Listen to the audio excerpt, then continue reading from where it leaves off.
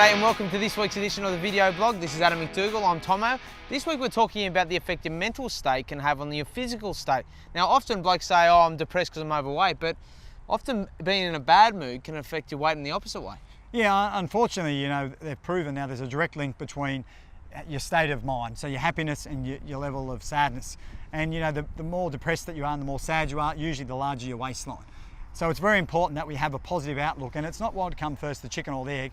We know that attitude determines your state of happiness. So my recommendation to everyone out there is just be grateful for what you've got right now. Find something every single morning when you get up and start what I do. Glass half full rather than half empty. Yeah, and start at what I do every day when I get up, and then before I go to bed, I have a gratitude journal. So I write down 3 things that I'm grateful for.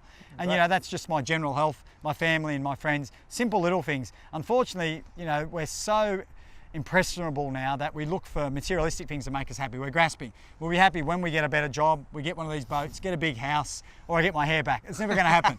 And once you do get that boat, you want a bigger boat. Yeah. So when you're grasping for materialistic things, you're never going to be happy. So my recommendation is to find small things that make you happy on a daily basis. Movement's another big one, yeah? Yeah, movement. Well, it's been scientifically proven once again that when you move, you release endorphins, and endorphins are what make you happy.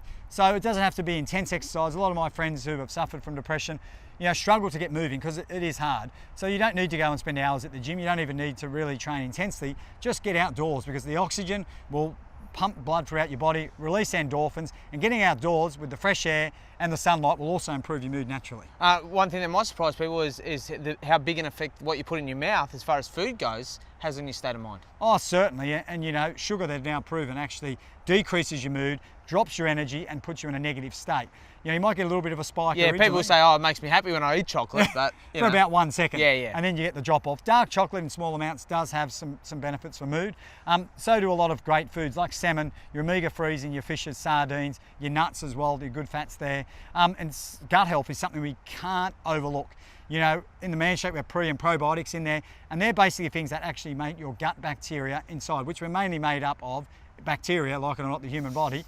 But they're the things that produce 90% of your serotonin, which are the building blocks for your mood and your happiness. So that comes from your gut. So eating things like yogurt, taking a probiotic, eating an apple, eating your vegetables, because the fibre is obviously really good for your guts as well. That's really important, and something that in years to come, we're going to look more and more into gut health. Now lastly, you've told me this a couple of times, you told me that going for a beer with my mates is good for me.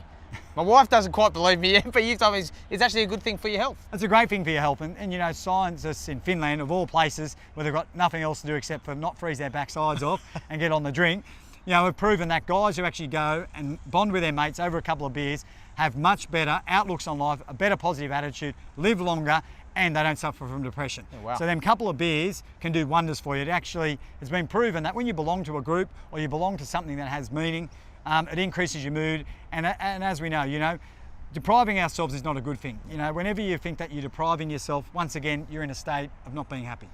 Well, there you have it. Did you hear that, ladies? We're allowed to go for a beer. That's it for this week. We'll see you next time.